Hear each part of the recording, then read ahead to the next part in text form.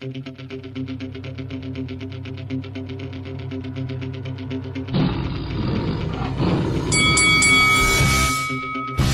up, this your boy Roy Jones Jr. and you're watching Lights Out.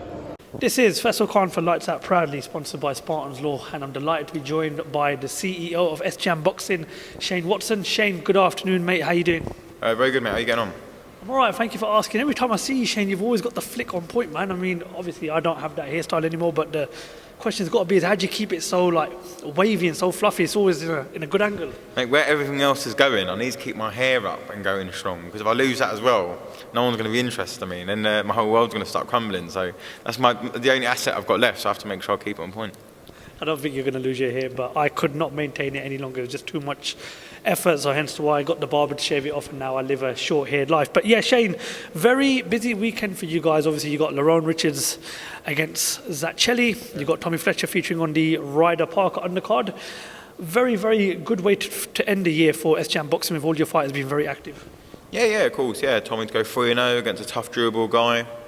Lerone getting back in the mix, getting another fight for some activity, and push on for some bigger things next year. So yeah, it's good to get your boys active, get the money coming in, and getting them kind of fight dates. So yeah, happy. And then I've got Junaid, Boston, December 10th, which wraps up a very successful 2022 for us. Yeah, I mean, I definitely would have to say it's been a very successful year for yourself. Obviously, Johnny Fisher's moved on. You've got other fighters as well, and of course, Joyce's victory over Joseph Parker can only mean that he's going to be involved in the biggest and best fights possible for 2023. But what is the plan next for Joyce? Obviously, we know Tyson Fury takes on Derek Chisora next week. Alexander Usyk's been ordered to defend his IBF title against Felipe Hrgovic. What can you tell us about Joe's progression and what we could expect to see from him in 2023? I believe that Hrgovic is going to get paid a step-aside deal, and Usyk against Fury is going to happen, and then we're going to fight a top 10, top 15 WBO ranked guy, because that's the only way you can defend your interim is if you do that, and then fight Fury in the summer. That's the plan. That's what Frank's been saying a lot in interviews. That's what Tyson Fury's been saying a lot in interviews. So, and obviously with the same promoter, same TV cut back in, it's not the hardest fight in the world to make. And I think Joe Joyce deserves that opportunity at a world title now. I think to have that resume he's got after 15 pro fights is a bit of a joke, really. So I think he deserves the title shot for taking those kind of risks early on in his career, and it looks like now he's going to get it. That's what the fighting for WBO interim was all about, and now he's going to get a reward. Tyson Fury said in one of his interviews with Queensberry that he'd be willing to make that fight next with Joe Joyce if the Usyk fight can't happen, and obviously if he comes through Derek Chisora next weekend. What's the possibility of that fight likely to be next between Joe and Tyson Fury? And would you guys be willing to be jumping straight into that, or would you want to see Joe perhaps get a little warm-up fight and then go into the Fury fight? Listen, Joe's ready to fight Fury now. He's coming off a great win, a lot of momentum, a lot of his self-belief's gone through the roof, as you can imagine. I've actually just come back yesterday from a little pre-camp with Joe in Vegas, so and he was looking very good there as well, ready to go. Gonna have a bit of time off over Christmas, and then have a fight in February, March. It's not going to be Fury. I'm just being realistic, very unlikely anyway. But likely for Fury in the summer if he can beat Usyk, which I think he can.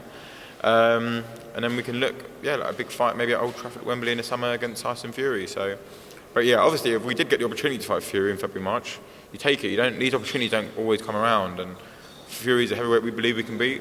We believe we can beat any heavyweight. So, not going to turn down an opportunity at a world heavyweight title, especially to beat what I think is the number one in the division right now, to then become number one. So, yeah, we got offered it. Obviously, we would take it, but I very much expect that to happen in the summer rather than early this year. I mean, it is a very action-packed division right now. So you've got Dillian Whyte in action tomorrow night against Jermaine Franklin. Now Eddie Hearn has. Do you want to take that, Shane? Is that your phone? Do you want to take it? No. It's okay, my bad. And obviously we've got Dillian taking on Jermaine Franklin tomorrow night in Wembley. Now, Eddie Hearn's mentioned plenty of times that the winner of that fight will fight Anthony Joshua next. But given what Joe's done throughout the last couple of years in his career, and obviously beating Joseph Parker the way he did, do you not think it makes more sense for Joe Joyce to be the next partner, the next dancing partner for Anthony Joshua's next opponent? Again, if that's something we can talk about, if the opportunity arises, but look, Joe's vision is to win a world heavyweight title, and Joshua doesn't currently hold one. Of course, it's a great fight. It's a bit of a grudge match. They don't really like each other. Big financial fight, and a fight that Joe would definitely be up for taking and fighting for. But I think it'd be better to get Joe a world title and then defend it against AJ. It'd be a bigger fight. And it's just like makes a bit more sense. But listen, again, like it's not really a fight that we wouldn't look at if something was put to us or something was offered. So we have to see. Okay, I know someone's calling you. So final one. I just want to get a quick sort of idea of what's next for one of my favourite fighters is Johnny Fisher. Yeah. Him and his old man are the two most charismatic guys I've seen in boxing today. What can we expect from 2023 for Johnny? February, I think February, March will be out. Keep him active, first 8-rounder, have a few 8-rounders, and then maybe end the year with something a bit bigger, and then push on from there, really. He's got to take each fighter that comes with him. He didn't have the amateur background of some of the other guys in his division, and then see where we can go. But I think the sky's the limit for him. He's always open to learn and move forward, so see where we can go with him. Okay, Shane, thank you very much for your time and wish you best of luck for the weekend. Top man, thanks, mate.